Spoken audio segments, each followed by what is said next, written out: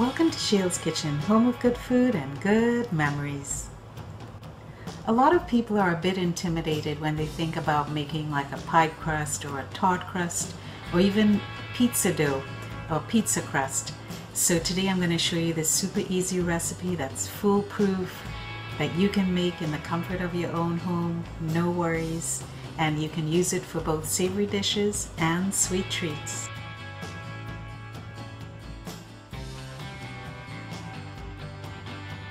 First, we're going to start off with our dry and semi-dry ingredients. Here I have 2 cups of all-purpose flour. To that I'm going to add 1 teaspoon of baking powder, half a teaspoon of salt, and 1 tablespoon of fresh ground garlic. Next, I'm going to use a fork and I'm going to gently toss all our dry ingredients and the garlic together. Make sure everything is mixed really well. The next step is to just make a well in the middle of your dry ingredients, and slowly we're going to pour in our wet ingredients and just keep stirring with the fork to incorporate the liquid with all the dry ingredients. This is a mixture of a 1/3 cup of extra virgin olive oil and 2/3 cup of lukewarm water.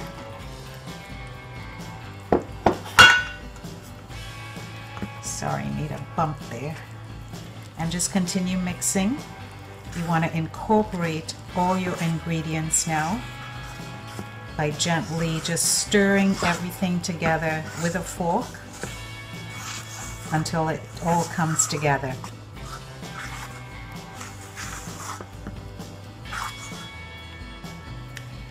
The next step is fun. I get to use my hands and I'm just going to pull everything together, all the dough together, so that we form a ball.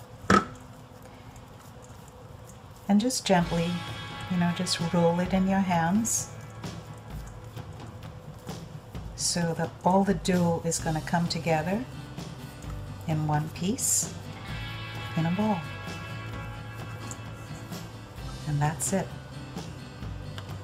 I have another little bowl here and I just put a few drops of extra virgin olive oil into the bowl, and I'm just going to transfer my ball of dough into this other small bowl, and I'm going to let that rest for about 30 minutes.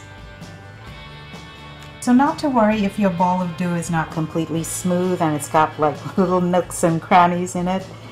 It's all going to come together very nicely at the end.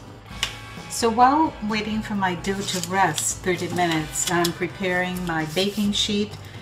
I usually use parchment paper, but I ran out of that today, so I lined it with some extra heavy-duty foil.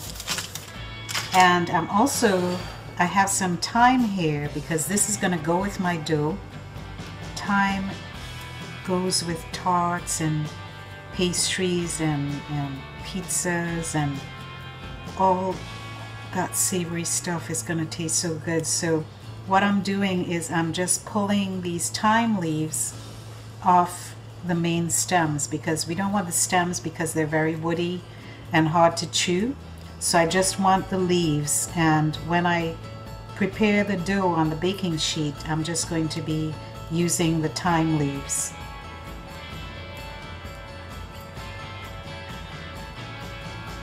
So our dough has rested nicely for 30 minutes, and now we're ready for the next step.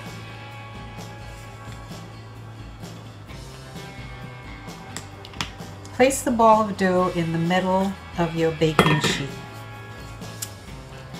And then you're just going to be using your fingers and press the dough out. And I think I'm going to be doing like a rectangular shape, like the same like I got in New York with those gourmet pizzas that were so delicious. So just keep pressing with your fingers. Just gently press and keep going. And what you're gonna, and also, you know, you don't have to worry about being perfect with this. You just want to try to get an even thickness if you can all the way around. So just keep pressing, and it's good to, you know, you can use your baking sheet as a guide because it is also rectangular shape. So we just keep going, and if you find that there are any areas or spots that are thicker than others, you just use your fingers and pat them. If you have like any holes up here, like I just did right there, you just pat it with your fingers and it'll just come together. No worries. All right. So I think that's looking pretty good right there.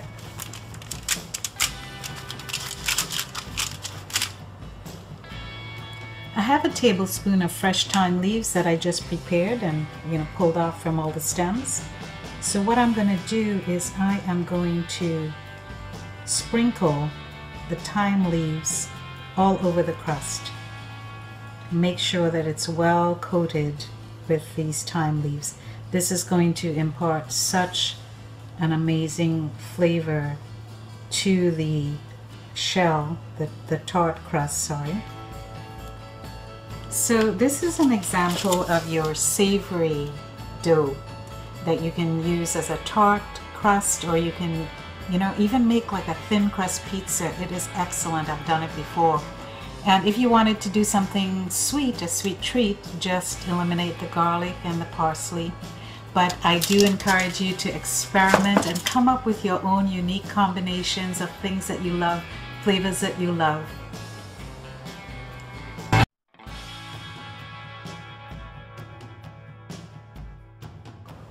Thank you so much for spending your time with me, and I look forward to seeing you next time on Shail's Kitchen, home of good food and good memories.